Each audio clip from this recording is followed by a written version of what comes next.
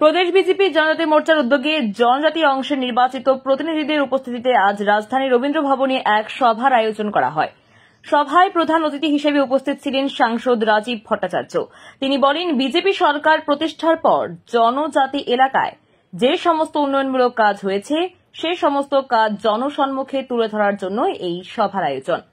রাজ্যের জনজাতি অংশের মানুষের লক্ষ্যে উন্নয়নের লক্ষ্যে আরও কি ধরনের পরিকল্পনা গ্রহণ করে তা বাস্তবায়ন করা যায় সেই লক্ষ্যে এই সভায় বিস্তারিতভাবে আলোচনা হয়েছে বলে জানান তিনি। সভায় উপস্থিত ছিলেন জনজাতি কল্যাণ দপ্তরের মন্ত্রী বিকাশ দেববর্মা সহ অন্যান্যরা। নির্বাচন চলেছে, সেই নির্বাচনে কি আপনারা একা প্রতিদ্বন্দ্বিতা করবেন না আপনাদের সহযোগিতারা ওদেরকে নিয়ে প্রতিদ্বন্দ্বিতা করবেন? না, আমরা তো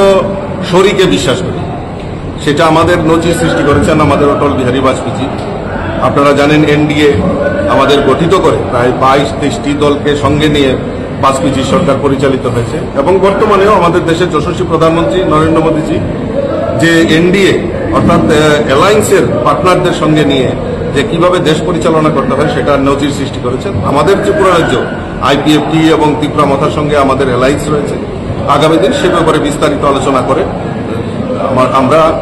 আমরা অ্যালায়েন্সে বিশ্বাস করি এবং আগামী দিন আমরা এই ত্রিপুরা রাজ্যের জনজাতিদের বিকাশের জন্য একসাথে সবাই মিলে আমরা একই প্ল্যাটফর্মে আমরা সবাই মিলে কাজ করি। জনজাতি মোর্চার উদ্যোগে এবং এমডিসি আমাদের যারা জনজাতি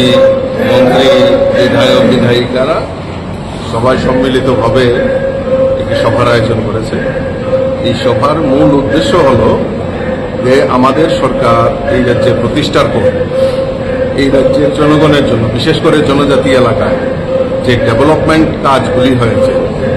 আমাদের সরকার, আমাদের রাজ্যের মাননীয় মুখ্যমন্ত্রী প্রফেসর ডক্টর মানিক সাহাজি হোক আর আমাদের কেন্দ্রের দেশের যশস্বী প্রধানমন্ত্রী নরেন্দ্র মোদীজি এই রাজ্যের সার্বিক বিকাশের জন্য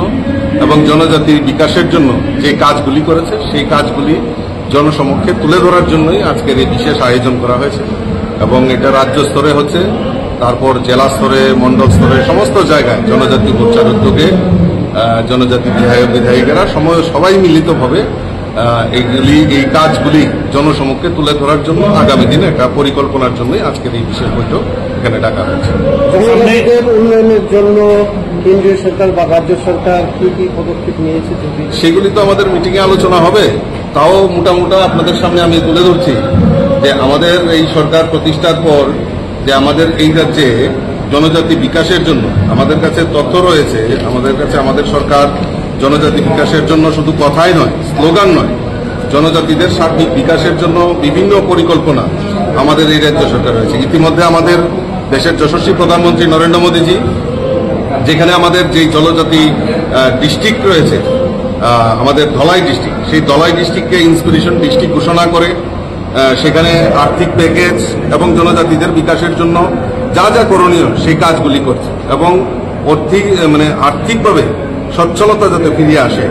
চাহে এডুকেশনের পারপাসেই হোক, চাহে আমাদের জনজাতিদের উন্নয়নের বিকাশের ক্ষেত্রেই হোক, আমাদের দেশের যশস্বী প্রধানমন্ত্রী নরেন্দ্র মোদীজি যেভাবে আমাদের এই ত্রিপুরা রাজ্যকে ঢেলে সাজানোর জন্য কাজ করছেন, আমি আপনাদের মাধ্যমে আমার দেশের যশস্বী প্রধানমন্ত্রীকে ধন্যবাদ জানাই যে উনি আমাদের এই জনজাতিদের শিক্ষার জন্য একলব্য বিদ্যালয়, 18টা একলব্য বিদ্যালয়, যেখানে জনজাতি ছাত্রছাত্রীরা হোস্টেলে থেকে তাদের উচ্চ শিক্ষায় শিক্ষিত হতে পারে, তার ব্যবস্থা আমাদের মোদীজি আমাদেরকে দিয়েছেন। আমাদের যে জনজাতিদের বিকাশের জন্য ইতিমধ্যে আপনারা জানেন যে মিজোরাম থেকে শরণার্থী আসা রিয়াং শরণার্থী দীর্ঘদিন ধরে এই ত্রিপুরা রাজ্যে 23 বছর ধরে টানা এই অব্যবস্থা চলছিল, তারা শরণার্থীর অবস্থায় ছিলেন। আমাদের সরকার, আমাদের মোদীজির প্রয়াসে সেখানে আমাদের তাদেরকে স্থায়ীভাবে পুনর্বাসন এবং ত্রিপুরার পার্মানেন্ট রেসিডেন্ট করার প্রয়াস আমাদের দেশের যশস্বী প্রধানমন্ত্রী করেছেন। এবং শুধু তাই নয়, আমাদের জনজাতি ছাত্রছাত্রীরা হোস্টেলে পড়াশোনা করেন, তাদের স্টাইপেন্ড বৃদ্ধি করা এবং আমাদের যেখানে মুখ্যমন্ত্রী রাবার মিশন 2021 সালে যারা আমরা জানি যে এডিসির বিভিন্ন এলাকায় জনজাতিরা রাবার চাষের জন্য সেটা জানা যায় ত্রিপুরা রাজ্যকে, সেখানে মুখ্যমন্ত্রী রাবার মিশন প্রকল্পে তাদেরকে আর্থিকভাবে সহায়তা করা, তাদের বাগান পরিচর্যা করা এবং সেখানে বাগান নির্মাণ করা এবং তাদেরকে আত্মনির্ভর করার প্রয়াস আমাদের রাজ্যের সরকার সেখানে করেছেন। যেরকম মোদীজি আমাদের ধলাই জেলাকে ইন্সপিরেশন ডিস্ট্রিক্ট ঘোষণা করেছেন, ঠিক অনুরূপভাবে আমাদের রাজ্যেও যেখানে জনজাতি 12টি ব্লককে চিহ্নিত করে, যেখানে জনজাতি অংশের মানুষের বসবাস বেশি, সেই 12টি ব্লককে ইন্সপিরেশন ব্লক ঘোষণা করেছেন রাজ্য সরকার এবং সেখানে জনজাতিদের বিকাশের জন্য বেশি করে আর্থিক বরাদ্দ সেখানে করা হয়েছে। পিডিএফ ফান্ডেই হোক আর আমাদের 15 ফাইন্যান্স কমিশনের যে এখানে আর্থিক বরাদ্দ, সেখানে রেগার কাজ, সেখানে রেগার হাজিরা যাতে সেখানে 100% মেন্ডিস সেখানে হয়, রাস্তাঘাট উন্নয়ন এবং ওই ব্লক এলাকায় পিএসসি, স্বাস্থ্য পরিষেবা, স্কুল, সেইগুলিকে উন্নতিকরণের জন্য আমাদের রাজ্য সরকার একান্ত চেষ্টা করছে। আগামী দিন